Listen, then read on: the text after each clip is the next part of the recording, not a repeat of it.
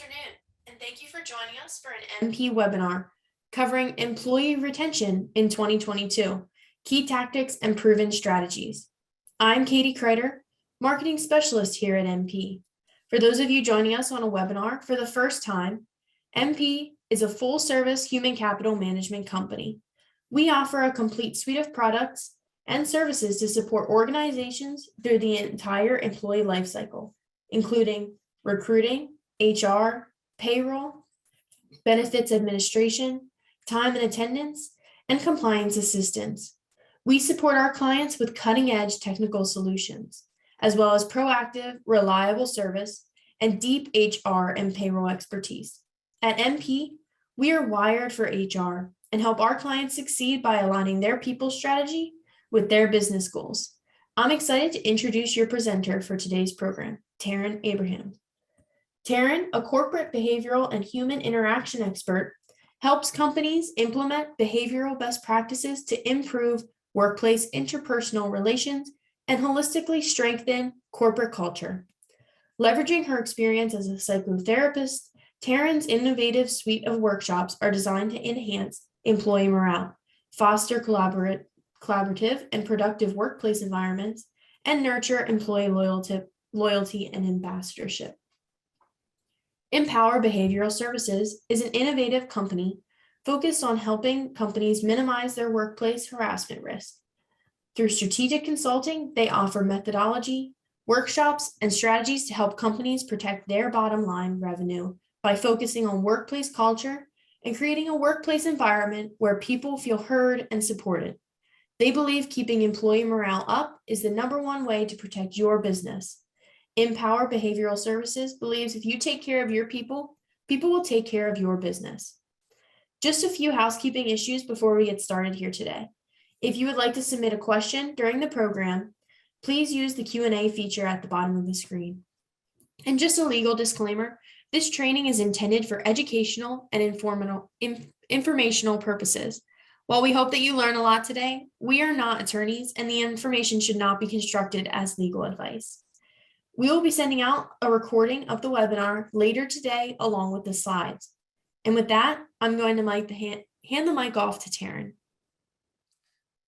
Thank you so much, Katie. It is a real pleasure and an honor to be here. This is actually, I think, my 3rd time speaking for your organization, for MP Wired for HR, and I am excited to be back. So thank you for having me. So yes, important topic that I want to address today, which is really about retaining the new employee. And we're going to talk about what I mean by new employee. And what I plan to unpack today is really talking about today's work climate, kind of diving a little deep in terms of what changes we have experienced from an employer standpoint, as well as from an employee standpoint. We're going to talk about the why behind the behavior. Why are people leaving? And I believe that when we understand the psychology behind why, then we're able to sort of navigate differently, right? How do we build a loyal workforce? You know, the opposite of losing people is how do we create loyal employees? And so therefore, how do we create sticky cultures where people want to hang around? They want to stick around for longer periods of time. And how do we repair the disengaged, right? So we've learned through studies and research through this, very difficult time that we've been in through this pandemic, that it has led to disengaged employees. So I'm going to arm you with some strategies and some tips and some things to think about as we start to focus on how to re-engage, and some cost-effective, very inexpensive retention strategies that I will be very excited to share with you today. So let's dive in. So when we talk about today's work climate, we've all heard sort of this different terms used: the big reset, the Great Resignation, the Great Exodus. I heard one the other day, the Great Exploration, right? And so all of these sort of terms and labels really sort of recognize this sort of movement that we've experienced with people leaving in large quantities. They are leaving their careers, their jobs, their companies. And so I think it's important to address the elephant in the room, which is we have been living through very challenging times.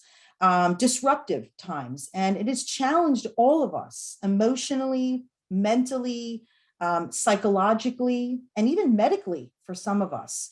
And so it's important to remember that we are all changed people in many ways, not necessarily for the worse, in a lot of ways for the better. But I really believe that because of our experience living through this pandemic, especially when the world shut down in 2020, it really gave us an opportunity to hit the pause button in our lives, both personally and professionally. And it really gave us a time to reflect. Do we feel valued at work? Also, do we feel valued in our relationships, whether it's our marriage or friendships? I'm also hearing that divorce has gone up as a result, which is very much in parallel to what I'm seeing in the workplace as well, in terms of questioning these core needs. You know, do I feel valued? Do I feel appreciated? Is my work meaningful? And does it fit well with my new normal? In addition to that, let's also remember that for the first time in US history, we have 5 generations working side by side in the workplace. This is something we've never experienced before. And by 2025, 75% of the workforce will be made up of millennials, and many of those will be in leadership roles, leading the older generation, right? So we have that. We have more than ever before, we have high rates of burnout. Burnout was trending high before the pandemic. If you read the Gallup studies that were out there prior to the pandemic, we were already seeing signs that burnout was worsening. So it's no surprise that a lot of us, up to 75% of us, are experiencing some form of emotional burnout. And that also leads to the conversation about that a lot of us are experiencing mental health challenges as a result. And I think one of the reasons for that is that in general, we're not so good with change. As humans, we're not so good with change. In fact, a lot of us will go out of our way to resist change. So, and there has been a lot of change in the last couple of years. And so this really presents a challenge to our leaders and to our HR professionals to really change our approach in terms of how we engage employees. In the past, it was always about treating everybody the same. It was always about focusing on process and policies, high-level management, right? And I think that now, the challenges that we're facing today, it really reminds us the importance of focusing on not just the output that employee is there to do, but focus on the entire employee, not just the output. And there are plenty of studies to show that when we focus on the entire person, that the output starts to naturally increase. And it really reminds us the importance of focusing less on just the output and focus more on the people and the culture of your organization. And we are now learning that when you focus on things like culture and employee experience, the output naturally starts to increase.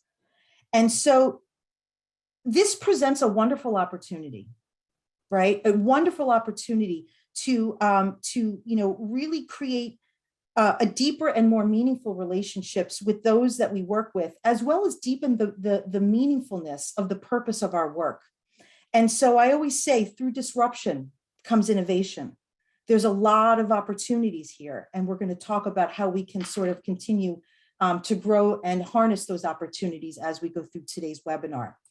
So let's talk about the why behind the behavior. Why are people leaving? That's a really good place to start. When we understand the why, then we understand how to respond to it. November 2021 was we hit record numbers of people leaving and leaving their jobs. 4.5 million people quit. That's a big number, right? That's a huge number. 54% of people were surveyed by ZipRecruiter, and 54% of those 54% said that they prefer a flexible work environment, right? 19% of workers said they are unhappy with how employers treated them during the pandemic. So that goes back to the importance of, how does it feel? Do I feel valued? Do I have that sense of belonging? 19% of people left because of that lack of sense of belonging or that lack of connection with their employer. 20% of workers say the pandemic caused them to change the kind of role that they see themselves in, and that they crave that sort of flexible remote work, right? So that's 20%. 13% of workers quit because their job just didn't provide their life-work balance, right? That's something to certainly reflect on. And a third of workers that quit, of that 4.5 million, decided to launch their own businesses. So again, when I said before that the pandemic back when it first started in 2020 really gave us an opportunity to hit the pause button and to really reflect. And you can just see by the numbers the things that are really important to people: flexibility, feeling connected to their leaders, feeling valued, right, and having life-work balance. So I think it's important to realize, this is really good to reflect on, whether we agree with it or not. These are the facts, right? And so it creates an opportunity for us to ask ourselves this question: how do we create organizations that become irresistible? How do we create companies, or how do we create a culture within our own business where it becomes sticky, where people leave to come to us, right? And in my experience, for the most part, from what I'm noticing, people typically don't leave companies where they feel valued and appreciated. They are leaving companies where they have a lack of that. So the question becomes, how can we create cultures where they want to gravitate to us, right? And that's what today's really about. And it really is a conversation about how to create loyal employees, how to create a loyal workforce. Loyal employees are those who are hired to do a specific job, and they will do everything they can to do the best at their job. They tend to go above and beyond. And loyal employees not only work hard for their pay, but they are committed to the success of the company. They see the connection between the work that they put forth and the overall mission, right, of the organization. And this includes sometimes sacrificing their own time and interest to put into energy into the corporation. And these selfless acts are measurable and done on a daily basis. I mean, this is the ideal employee, right? Wouldn't we all agree on that? This is the kind of employee that we want. They are dedicated to helping the company grow and prosper beyond setbacks and competitors. It's a genuine effort that they put forth. And this goes from making an investment in the company to sacrificing their well-being, right, to being extremely passionate about the company at large. One of the biggest misconceptions that we all tend to face when it comes to loyal employees is that it takes them for working many years for the company to be considered a loyal employee. That's not necessarily the case. In fact, that tends to be our first mistake that companies make. An employee who has been working for your company for a long time does not necessarily equate to loyalty, nor do they necessarily buy into the company's ethos or support into growth goals. And according to Glassdoor, an unloyal employee can have a huge negative impact on recruiting. And so, for example, there was a time when people who worked for a company would be overjoyed, right, to just find out that they were named Employee of the Month, or that they received some sort of recognition from their employer or supervisor. For those who work for large companies or large media giants, or maybe a popular franchise, to those who've been recognized by the higher ups was akin to a bonus. This is still true in today's times, but it is extremely rare. Now people expect more from those in authority and won't stand for anything less. This can be good and sometimes not so good, depending on the corporation's own values. And instilling loyalty in a worker takes time, and it can push those in authority to maybe be even better at their roles as leaders. So why do we care? Why is this important? Why should we focus on loyalty? And there's a couple of things to think about. We have found through studies and research that loyal employees push productivity in the workplace. As mentioned before, loyal employees already have a natural hunger for improvement and success. They are always coming up with new ideas to tackle the challenges of the day and help the company grow. They are always ready and able to work hard and suggest things to improve the environment. To put it simply, they are natural leaders. Other workers that have low vibrations, low loyalty, will naturally absorb that energy and want to emulate that. So it becomes contagious, right? Which all is tied to higher levels of productivity. The customer's experience will make or break the corporation. If you have an unhappy employee, that can absolutely trickle down to how they treat their clients, right? And so when you have an employee that feels valued and loyal and has that deep sense of belonging, that is going to come out in their interactions. That's going to come out in terms of how they support, how they show up, how they manage their clients. So it is all very much interconnected. Loyalty improves the corporation's image. Employees matter more than most people think they do. More than half of companies' image is built by their employees. That's something really to think about. After all, they are the ones who make the products and carry them under the company's brand. The easiest way to make sure this is present in the workplace is to ensure that organizations is putting out what they want in return. I always say, if you want to see things in your employees, if you want to deepen their loyalty, if you want them to be better communicators, if you want them to become more engaged, we need to model that, right? So I always say it starts at the top.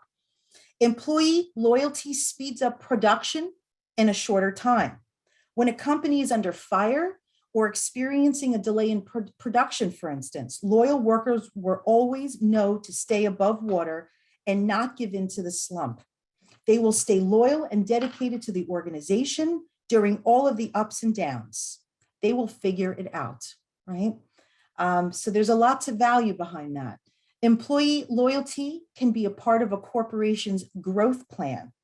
Every corporation has a plan for growth and improvement. However, not everyone is able to achieve that. One of the biggest reasons why is because there is always so many employees being fired and so many people being hired and rehired. If there is no strong presence of employee loyalty in the company, they won't be willing or interested in working for the corporation long term. So it all is very much interconnected. One way to get this improved is to include some type of loyalty revenue plan in the plan. So for instance, when employees have been at a job for a certain amount of time, there could be a potential to incentivize them by giving them some sort of agreed amount as a reward for their loyalty. I actually just came across a company a couple of days ago. I was consulting with them, and they came out with a plan that if you stay for 5 years, we will help you pay for a certain portion of your child's college tuition. If you stay for 10 years, we will cover at least 50% of it. If you stay 15 years, we will cover the entire cost. I mean, folks, I mean, to me, that was such an out of the box idea, which is a perfect way to get people's attention and to build that loyalty. Because at the end of the day, money does speak. And also when you meet the needs of what families are working on with paying for higher education, to me, that sounds like a win-win. More people will want to work for your company, right? So when you have a good culture, when you focus on that sense of belonging and that loyalty, it tends to resonate. It tends to permeate, right? I always say, good news travels quickly, bad news travels quicker, right? So when people are feeling that sense of belonging and that loyalty within your company, they talk to people, that word gets out. And we all know we are living in a very digital age right now where everybody can go online and put on reviews and glassdoor.com. And I mean, everything is very visible in terms of how we feel about the work that we do and the companies that we work for. So we want to create an organization where people want to come to you, right? So how do you make your culture sticky, right? So that's the big magic question today. How do we do this? How do we make it sticky? Well, I think it starts with listening, finding out what's important to people. Now, that's easy to say, not always easy to do. And as I mentioned before, we are working for the first time with 5 generations in the workforce. What might be important to a boomer may be very different than what's important to a millennial or a Gen Zer. So it's important to kind of sometimes quiet that voice in our head that is quick to judge and really ask ask our people, what is important to you? What is valuable to you? What experience do we need to provide you in order for you to feel that you are, feel a commitment to staying with us long term because we value you as an employee. So it's about finding out what's important to people and be open-minded to what you might hear. What you might hear may be very different than what you expect you might hear. And I think modern leadership is about learning to be a little bit open, more flexible, and trying to honor what's necessary, what's important to them, which again might be different from you if there's a generational difference there. Also, cultures and genders also may present with different needs. Being able to take off on holidays when maybe they didn't do that before. Maybe the home environment is different now. You might have children that maybe are still being homeschooled because they are higher risk, or you have young ones at home, or maybe you moved in with your elderly parents and you have new roles that you play at home. It's really important as leaders and as HR professionals to understand the landscape of each personal life, to take the time to figure out what their situation looks like, because it does vary from person to person. And it really reminds me, I know when we first entered this pandemic, there was this sort of mantra, we're all in this together. And I do believe as a human race, we are truly all in this together, but that doesn't mean that all of our situations are the same, right? And so again, going back to that first slide of why people are leaving, flexibility tends to be a really big reason why people leave, or lack of flexibility, right? Focusing on the experience, focusing on the people, right? Really talking about and focusing on the culture of your organization. How are people feeling? Do they feel valued? Do they feel heard? Do they feel respected? Do they feel safe, right? And those are things that we don't always intend to take the time to talk about. We kind of assume, well, it's status quo. If they're not coming to me with issues, then it's probably okay. But I think in this day and age, especially since we've all been challenged emotionally by this pandemic, I think that it's really a great opportunity to get to know your employees on a deeper level. So I have a great question that came through. How can you figure out what boundaries to put on your flexibility?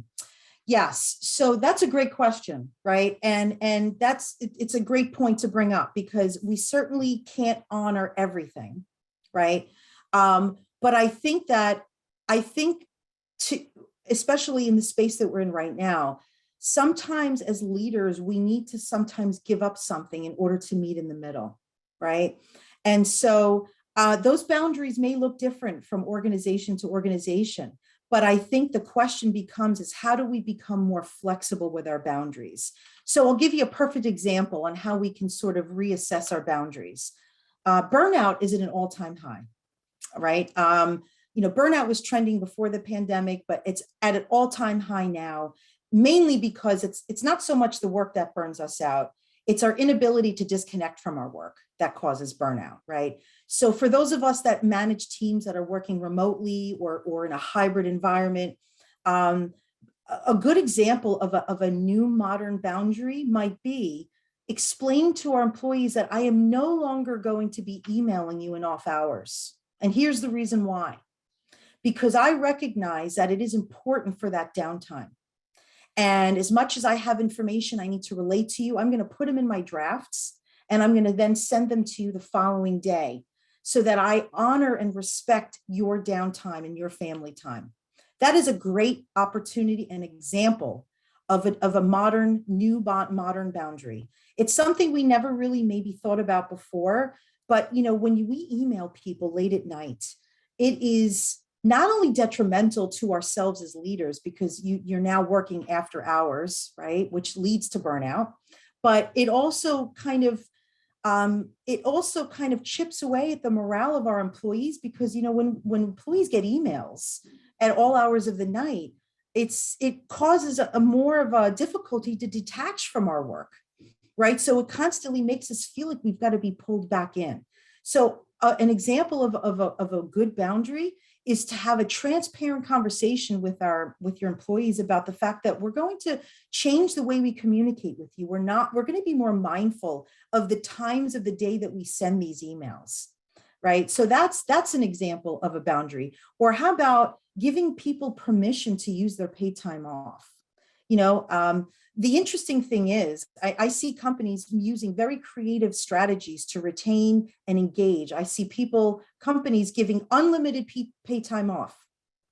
And the interesting thing is when we give unlimited paid time off, they tend to use less of it. I think sometimes employees need to be told it's okay. It's okay to take a mental health day. It's okay to take a day off if you need it.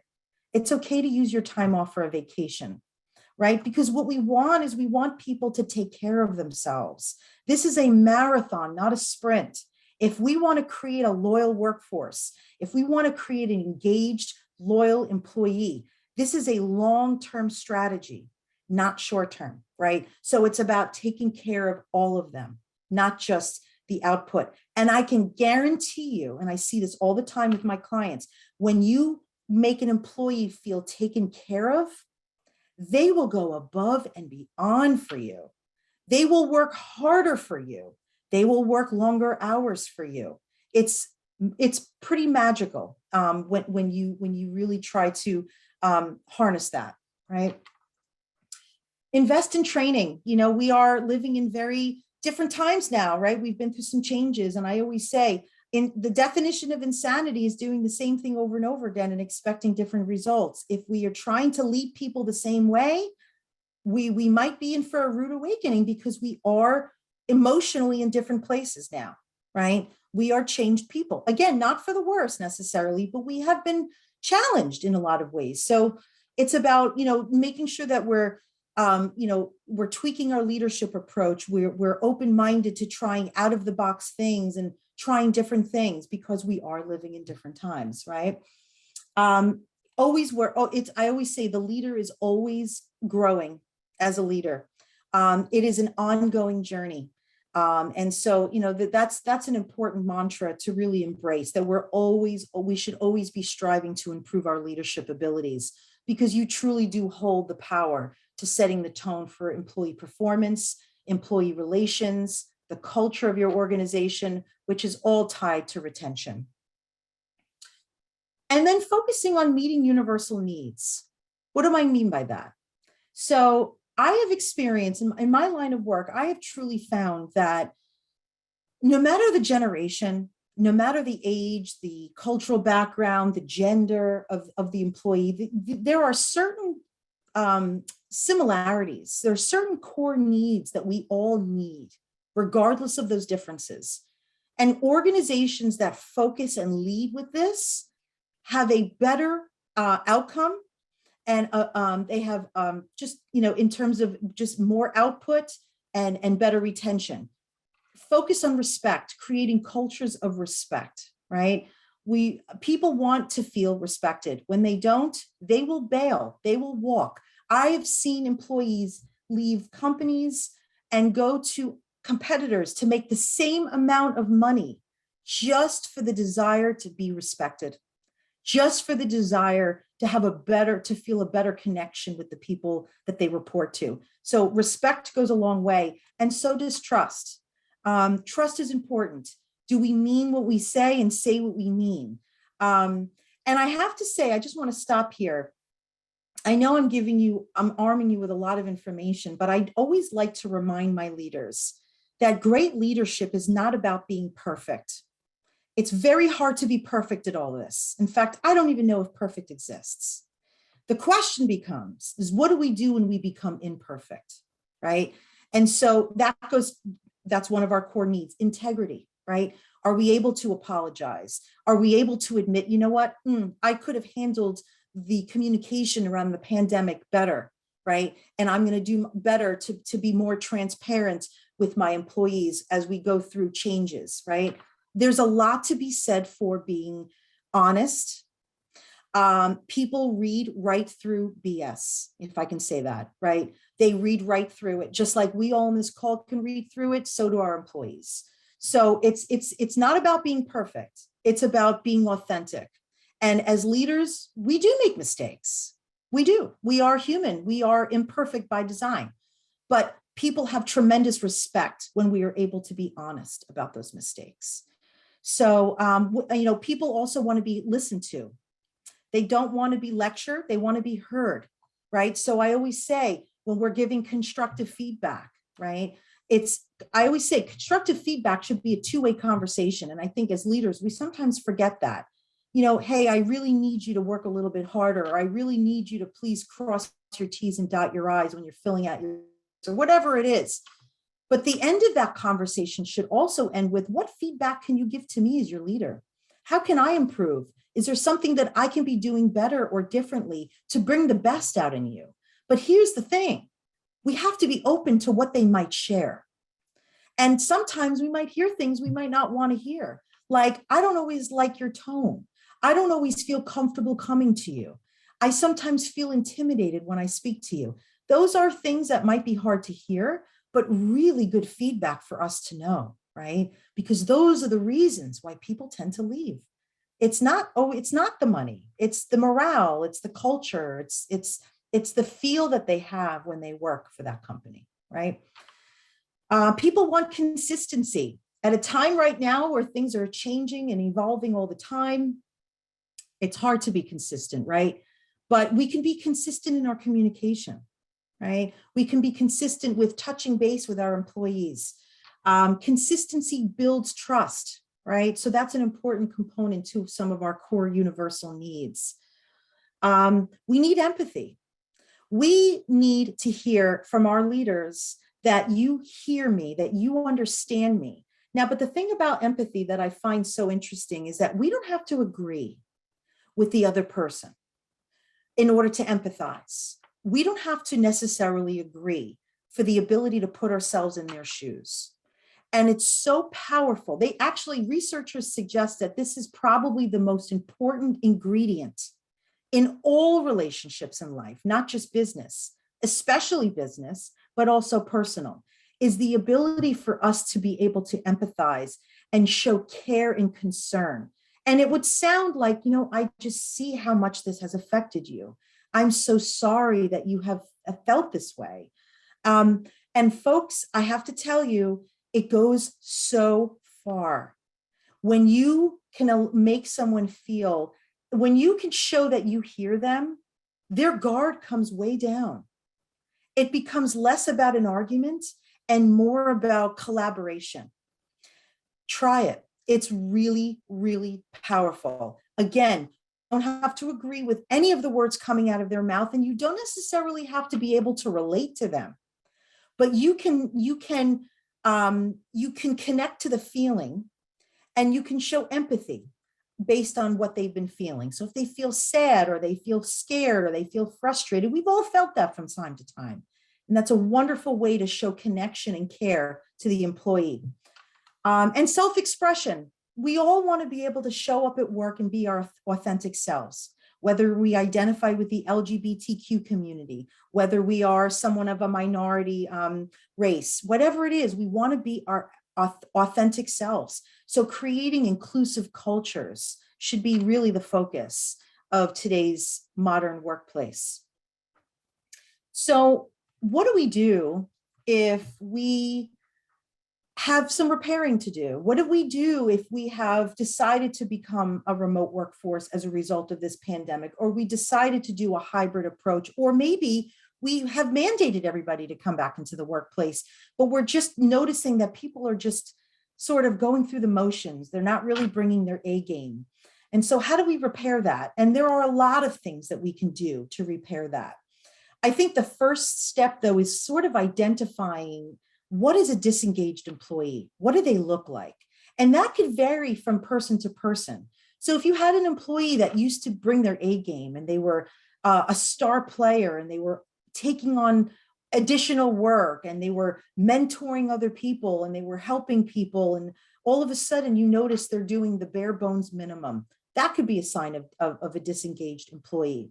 If you notice somebody's taking more paid time off, if you notice that somebody who was never late before is now chronically late, if you notice that they're flying off the handle more at work, they're not handling conflict well, they're avoiding difficult conversations perhaps, those are all potential signs of a disengaged employee. So I think the first step is sort of identifying the problem, right? And then the second thing is, what do we do with it? And it's very common, it's depending on our generation too, depending on our age, we may want to take sort of a firm approach to that. We may want to sit down with them and give them a what for. And, if you don't shape up, and we might have to put you on a performance plan. Okay, well, that's one option, right? But in my experience, when we meet someone with resistance, and we try to push them in that other direction, we oftentimes get met with more resistance. So in my experience, the most effective way to address a disengaged employee is to take the heartfelt approach. And it could sound like this, I'm really concerned about you. And they may say, well, what do you mean? Well, when I hired you because I believed in you. And this is why I believed in you. I saw this in you. I saw this in you. I saw this. And I have to be honest with you, in the last several months, I'm not seeing much of that in you. I'm worried about you. Is everything okay? And then we want to pause. We want to quiet ourselves. There could be a little bit of uncomfortable silence at that moment, but we want to resist the urge to speak. And that pause is important because it creates that space in order for them to be honest and forthcoming. And the next thing you might hear is something more real and authentic, like, I'm depressed. I'm feeling burnt out. I have a lot on my plate. My marriage is falling apart. Whatever it is, that information is good for you to know. Now, it doesn't mean that you need to be their therapist, right? I don't want to sit here and say that you need to be their coach and their therapist. But as a leader, wouldn't you want to know that information so that we can better lead them, right? I'll give you an example on a story. A couple of years ago, I was coaching the vice president of a very large university in the Northeast. And he came to me because he was having trouble engaging the younger generation on his workforce. He had a very diverse workforce in age. The older generations, the boomers, they were cranking it out. They were above and beyond working hard. And there was one millennial on his team that every single day was always late coming to the office. Everybody else was always on time. This employee was always late. So I would say to him, well, what have you done about this? And he said, well, I bring him into my office and it gets a little heated. And I tell him, you don't get special privileges like everyone else has to be on time and you need to be on time. And so I said, well, how effective was that? He goes, well, it's not effective. He's still late every single day and it is irking me. It is frustrating me. And I'm ready to fire this person. I said, well, before you do that, let's see how else we can approach this. I said, so let's try the heartfelt approach. He said, what do you mean? So I said, well, I always say, you always want to praise publicly and criticize privately. So pull him into your office at a time that's good for both of you, shut the door. And instead of coming down hard on him and reminding him of what he's doing wrong, take the heartfelt approach. And it could sound like this: I'm really worried about you. I'm really concerned about you. And pause, right? So he did just that. He went to his employee, he pulled him into his office, he shut the door and he says, I'm really worried about you. And the employee says, what do you mean? Well, I hired you a year ago. I really saw great things in you. Your interview was great. I saw all these great qualities in you. And I'm just worried because I know that you're capable of better, because I know that you can. Tell me, help me understand what's going on. And he took that pause. It was a little uncomfortable. And the next thing he heard out of this employee's mouth was pretty profound. He said, well, I got to be honest with you. I'm having some financial problems and I had to sell my car. And I've been walking to work, which is why I'm late every day. So initially, this was his laziest employee, the most unmotivated employee. And now he's hearing that he's walking 2 hours to work and 2 hours from work. He's walking 4 hours a day just to get to work. The quality of work is always good when he's there, but the late part was something that was really irking my client. And he went from looking at him as this sort of lazy, disengaged employee to one of his most motivated employees. So now that he knows he sold off his car, now we can talk about how can we support you? Maybe there's a way we can give you a transportation stipend or reimbursement of some kind of nature. So now we can't help people if we don't know the problem, which goes back to listening. Leverage our active listening skills. Listening is just listening to the words. We can do that by, multitasking, and we can, be on our phones and listen and type. Active listening is putting all those distractions away and really seeking the understanding behind the behavior.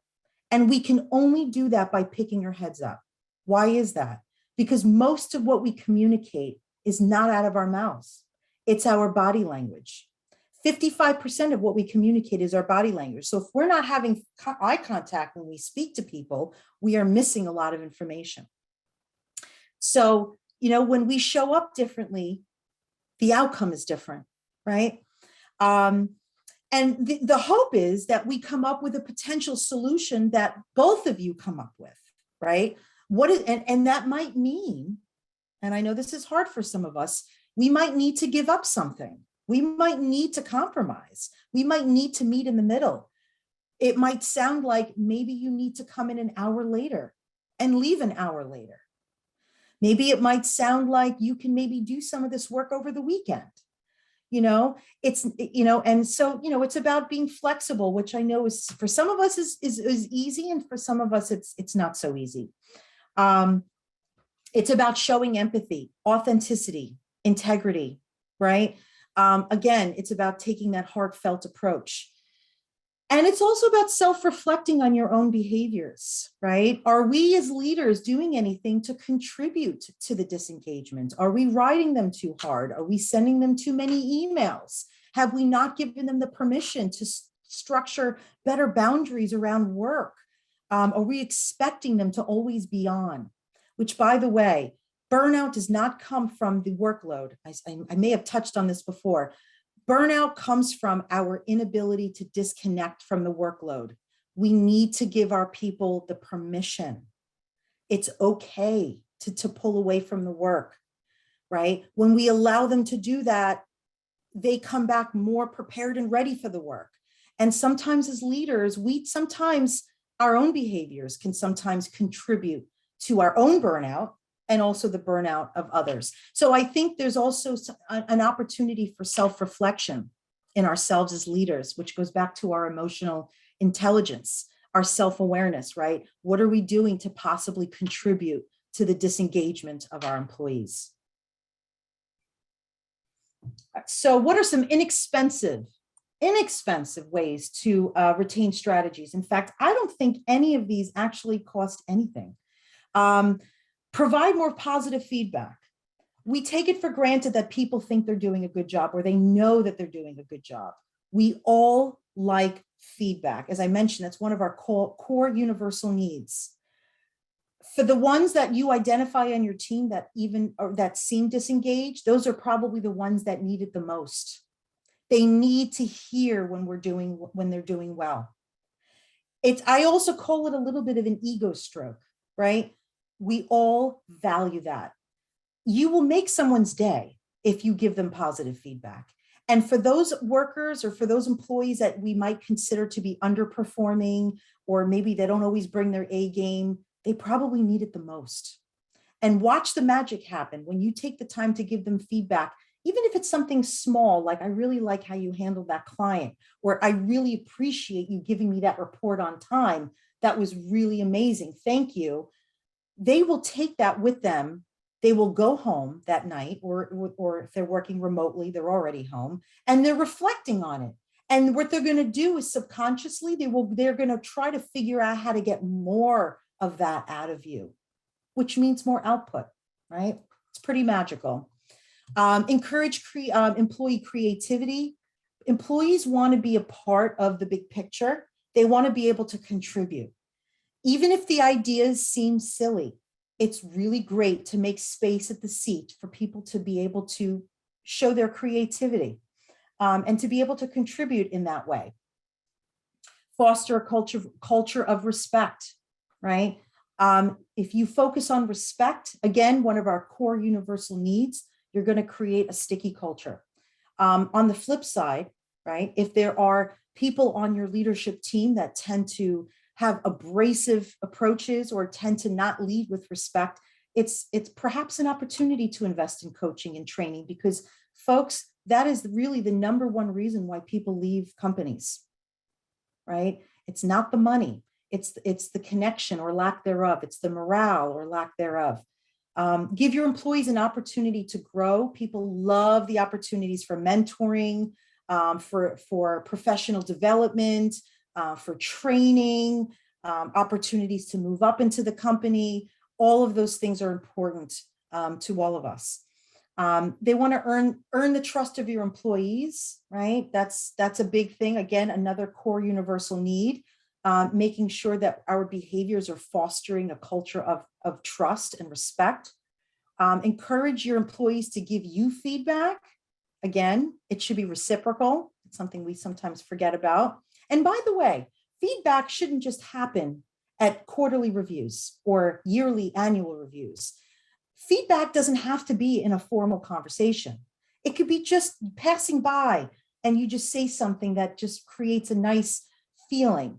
And it should be ongoing throughout the year, right? Hiring for culture fit, making sure that the people that you're bringing in are going to be able to be a part of the culture that you're establishing, that you're fostering. Are they going to be able to, lead with those core universal needs and show respect and show behaviors that foster that? We want to make sure that we're bringing in the right people. Folks, as I mentioned before, and I know some of us, I'm sure if we opened this up to an engaging discussion, a lot of us on the call would probably have some mixed feelings about what I'm going to say next. But flexibility is the name of the game, especially now. And I really believe that, there's a lot of positive that's come out of this pandemic. I really believe before the pandemic, we created all of these wonderful technologies, smartphones, apps, great applications to work more effectively and work more efficiently, but yet we were still expecting ourselves to work the same way. Technology is there to make us more efficient. So really, in a lot of ways, this pandemic has reshaped the way we get work done. And so flexible work options is something that really is something that can be a really great way to help retain. And there are coaches like myself that help companies figure out what that looks like. Of course, there has to be boundaries, there has to be parameters, and there has to be limitations to that. But I am finding in my line of work, when you meet people halfway and you give up a little something, the output naturally starts to increase. And so sometimes it involves us giving something up. And I always say, and I think this is maybe something that especially was sort of a notion that was really birthed out of this pandemic, is, do we need to care so much how the work gets done, as long as the quality of work is there, right? And that's really something to really think about. And I know that varies based on industry. There are certain industries where working remotely is not even an option, and that's okay.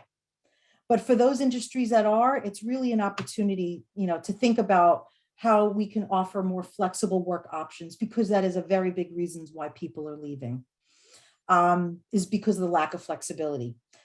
Rewarding efforts, not just results, right? That's something to really think about. People like to be recognized, and it doesn't always have to be based on results.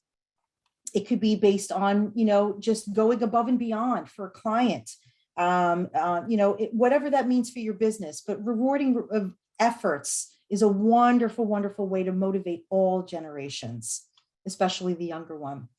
And what better way to engage a workforce than to give back together, right? And there are wonderful corporate social responsibility programs out there where you can figure out a mission that speaks to your organization and to your culture, and to volunteer together, to give back together. And, I always say too, and I've said this for years, that one of the best ways to alleviate emotional angst is to help someone else. And so what a great way to alleviate that, whatever that angst that we are feeling, whether it's burnout or disengagement or just whatever that might be, and to give back in a social way.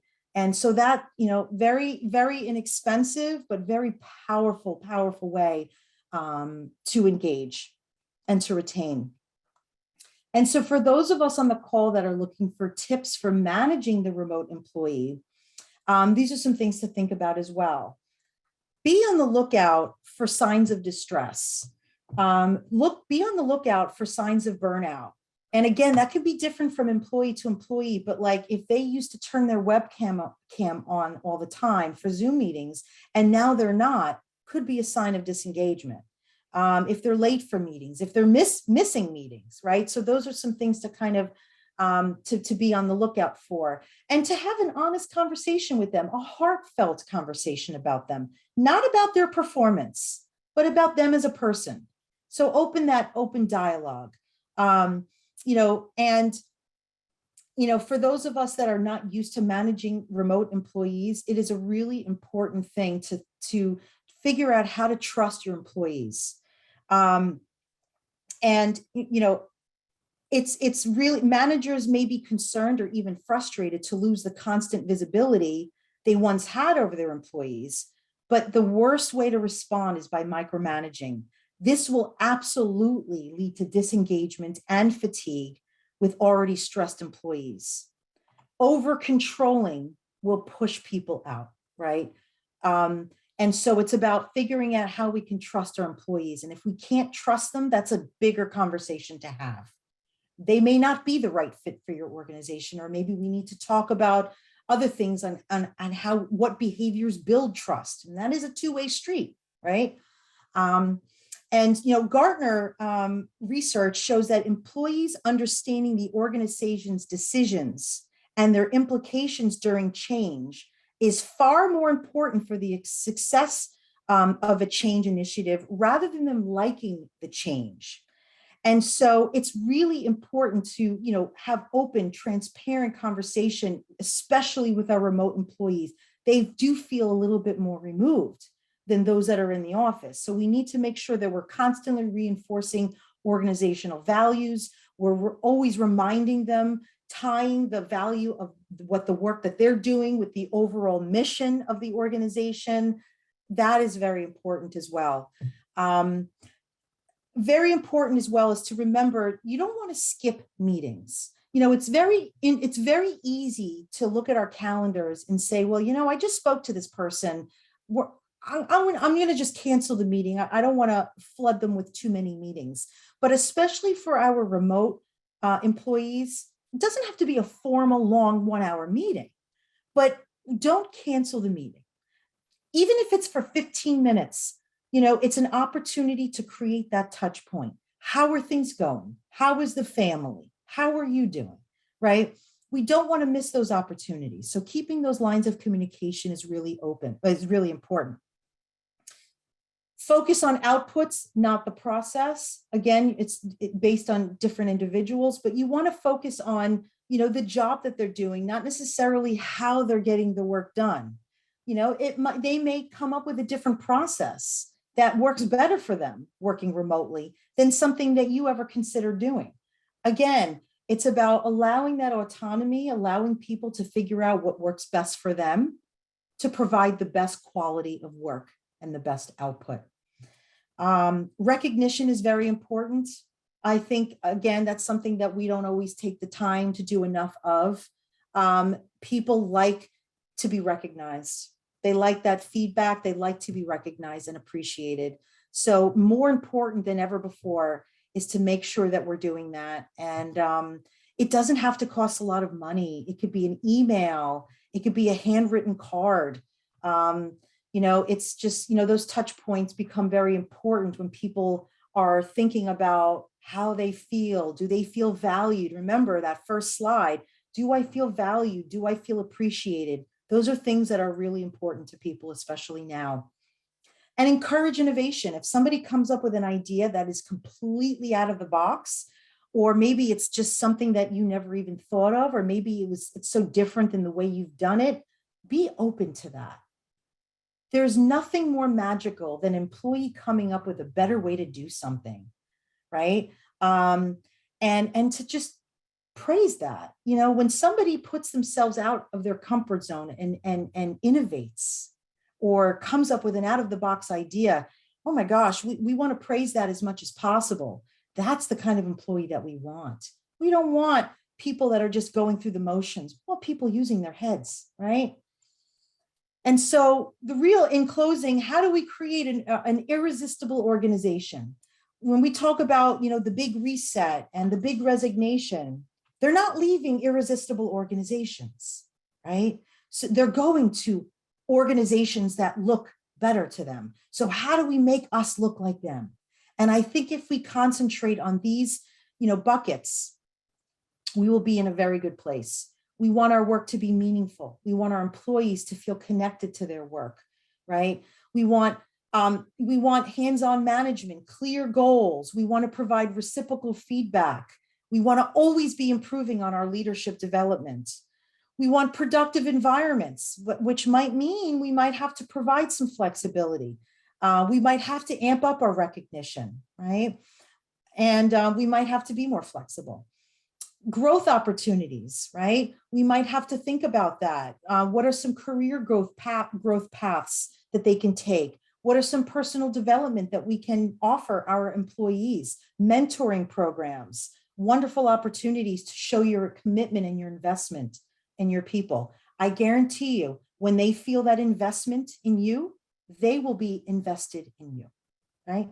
It's just, that's the way it works. Trust in leadership, right? We want to make sure that our communication is transparent and open and honest and inspirational, right? I mean, leaders' job is really to bring the best out in people. And if we have people on our team, on our leadership team that might be stale or burnt out, it's okay, but it's an opportunity to address that because that absolutely affects everything below it, right? Or everybody below it. And we also want to make sure that we focus on health and well-being, right?